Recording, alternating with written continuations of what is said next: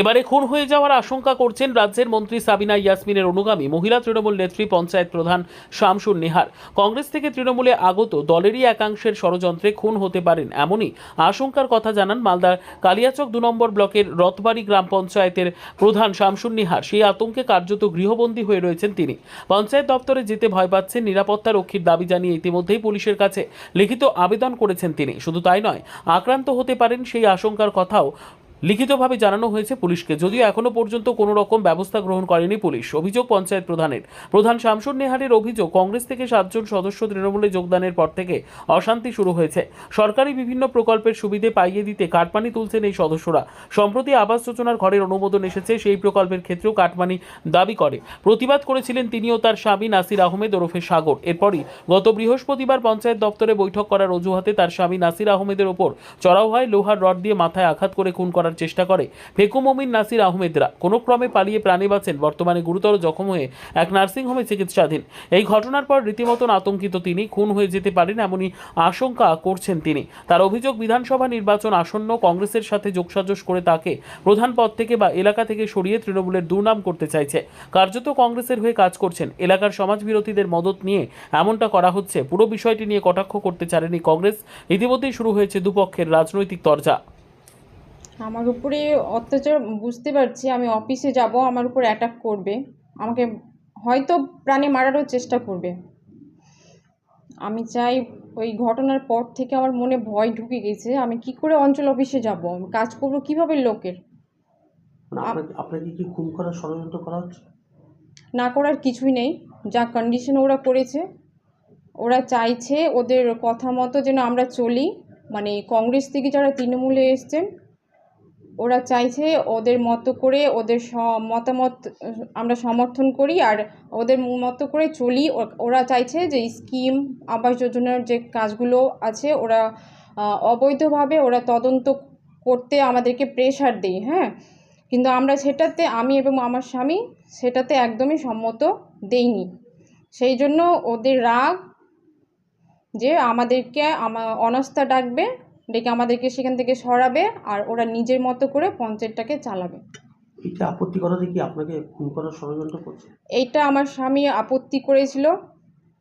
তখন ওরা কি ষড়যন্ত্র করে পঞ্চায়েতে, সেদিন আমাদের কোনো সরকারি পঞ্চায়েতের মিটিং ছিল না। আর যেই রুমে কোনো সিসি ক্যামেরা ছিল না, আমার স্বামী বসেছিল অন্য একটা রুমে। ওখান থেকে প্রেশার দিয়ে ওকে ওই রুমে আনা হয়েছে। এনে এমনি তর্কাতর্কি করেছে এই কাটমানির ব্যাপারে। আমার স্বামী সেটাতে সমর্থন করেনি। তারপর রাসেল লোহার চেয়ার নিয়ে আমার স্বামীকে একদম প্রাণে মারার চেষ্টা করে, প্রাণে মেরে ফেলার চেষ্টা, কি ওটাই ছিল।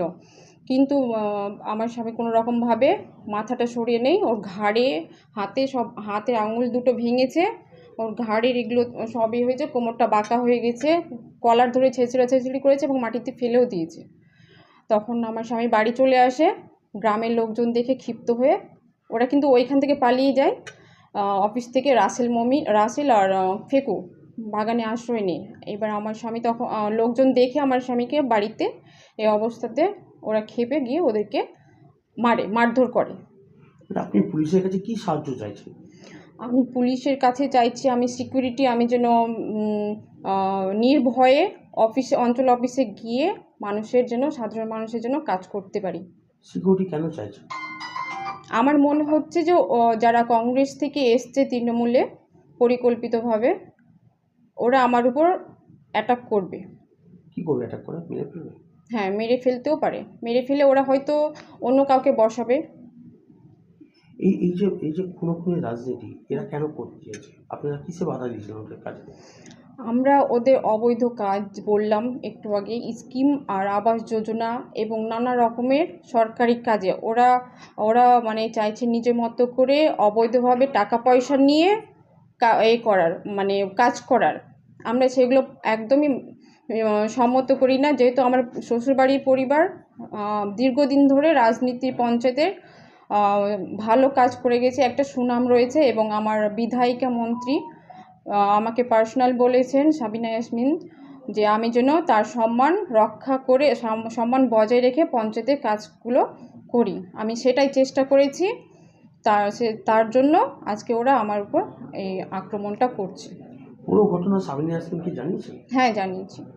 তিনি তারপর কি ওরা যারা আছে এখন কংগ্রেস থেকে এসে তৃণমূলে যোগদান করেছে, তারা এই কথা কি শুনছে? সাবিনা ইয়াসমিনের কথা তারা শুনছে?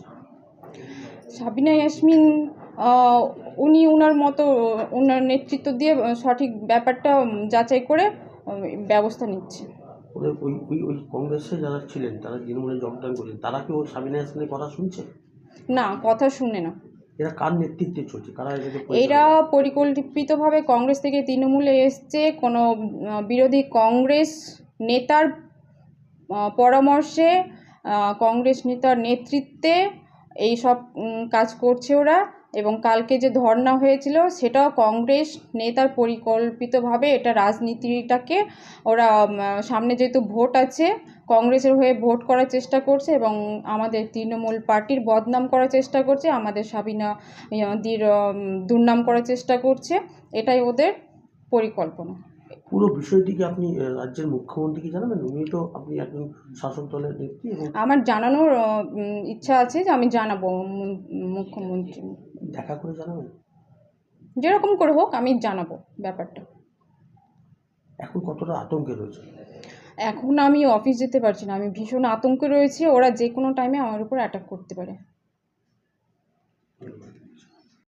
অ্যাকচুয়ালি এটা যে ঘটনাটা ঘটেছে সেটা তো তৃণমূলের আভ্যন্তরীণ ব্যাপার, এটা কংগ্রেসের কোনো ব্যাপার নয়। যারা এই কাজগুলো করছে, যারা কংগ্রেসের নামে দোষারোপ করার চেষ্টা করছে, তাদের আগে দেখা দরকার সারা বাংলা জুড়ে যে অবস্থা চলছে সেটা সর্বত্রই, এই রথবাড়িতেও সেটা হয়েছে। কংগ্রেসের প্রতীকে জিতেছিল, জেতার পরে তাদেরকে ঝান্ডা ধরিয়েছিল তৃণমূল। এখন তাদের মধ্যে মারামারি, সেটা কংগ্রেসের নামে দোষ চাপিয়ে কংগ্রেসকে কলঙ্কিত করার চেষ্টা করা হচ্ছে। তাদের তো এটা গোষ্ঠীদ্বন্দ্ব, তাদের মধ্যে মারামারি হয়েছে। এবার তাদের আভ্যন্তরীণ ব্যাপার, তাদের ব্যাপারটা তো আমরা বলতে পারবো না। কিন্তু কংগ্রেসকে কালিমালিপ্ত করে মানুষের কাছে ভালো সাজার চেষ্টা করা হচ্ছে। মানুষ জেনে গেছে সারা বাংলা জুড়ে তৃণমূলের এই চলছে, সারা পঞ্চায়েতে লুটতরাজ, এই লুটতরাজের ভাগ বাটোয়ারের লড়াই, সেই লড়াইয়ে ঘটনা সর্বত্রই হচ্ছে। তাদের আভ্যন্তরীণ ব্যাপার।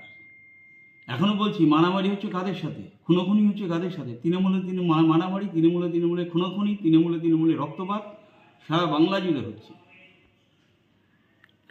অবশ্যই পঞ্চায়েতের কিসের গণ্ডগোল হতে পারে?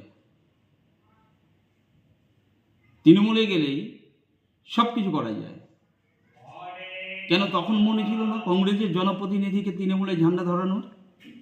কিসের প্রলোভনে নিয়ে যাওয়া হয়েছিল? যে প্রলোভন দেখিয়ে যারা নিয়ে গেছিল, হয়তো প্রলোভন সেটা পূরণ হচ্ছে না, যে প্রতিশ্রুতি দিয়ে নিয়ে গেছিল সেই প্রতিশ্রুতি পালন হচ্ছে না, তার জন্যই তাদের মধ্যে গণ্ডগোলের সূত্রপাত হচ্ছে, এটা আমাদের ধারণা।